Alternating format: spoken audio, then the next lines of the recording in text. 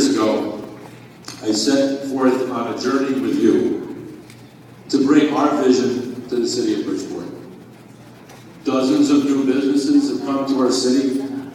We've seen the first new construction in our downtown in 25 years, and many of you in this room know how difficult it was when the banks pulled the rug out from underneath Phil Kuchma. We've all persevered. We worked with the state. We got the financing. We never said die, and now we have another 85 apartments in downtown with stores underneath and terrific momentum in downtown. Millions of federal and state dollars have been secured to develop our east side and our east end. Access to the waterfront has been increased, and as a result, new economic development opportunities have been created.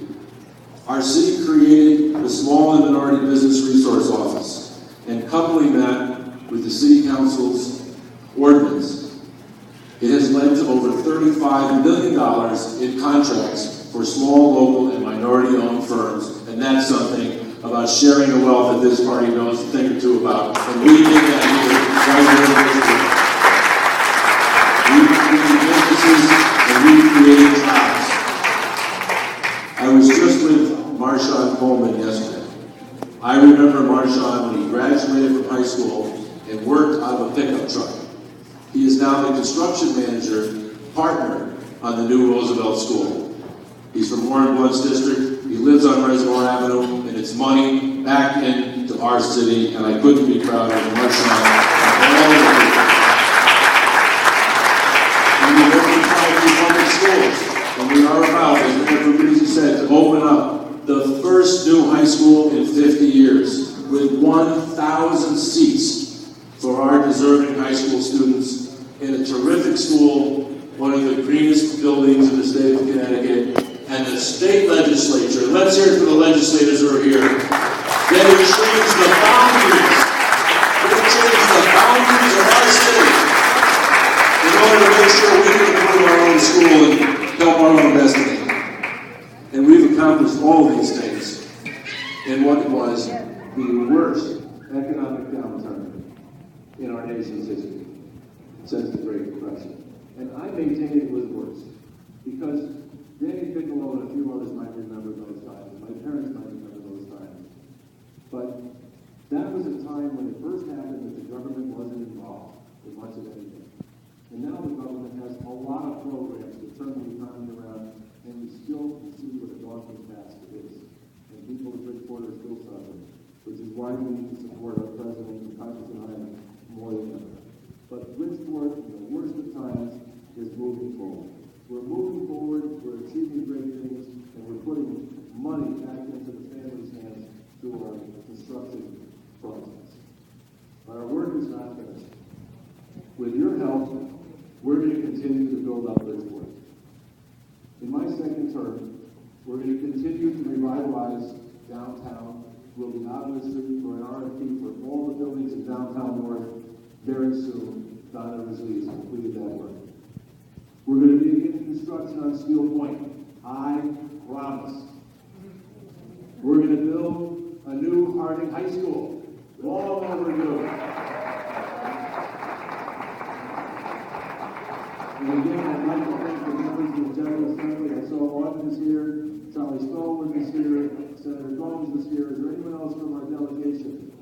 Don Clemens, of course, is here. They did a masterful job this year, and they brought home the baby. And I want to thank them for making sure that our kids weren't forgotten. We are going to open Pleasure Beach. I promise. We are going to open Pleasure Beach. That is a jewel for the city. We've been fighting for far too long, and we're going to make sure that that opens. We are going to begin developing Remington Woods. Jobs. That's how you spell developing Remington Woods and GE Land. We're going to build a second train station in the east side of Bridgeport. Thanks to Andre Segala, we've already got our first money in tearing down the old train station, the old power plant. We're building the second train station.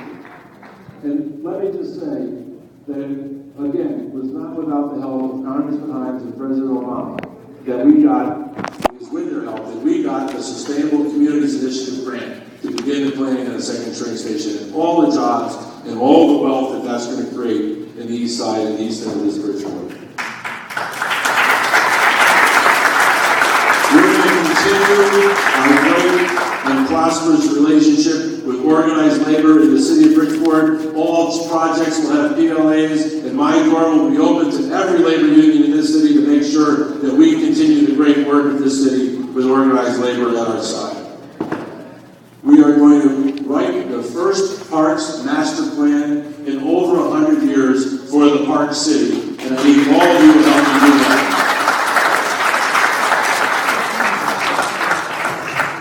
But this election is not only about me. It is about the great slate that I'm sure you're going to endorse. The 20 members of the City Council, and our City Clerk, Fleta Hudson, and our Town Clerk, Alma Maya.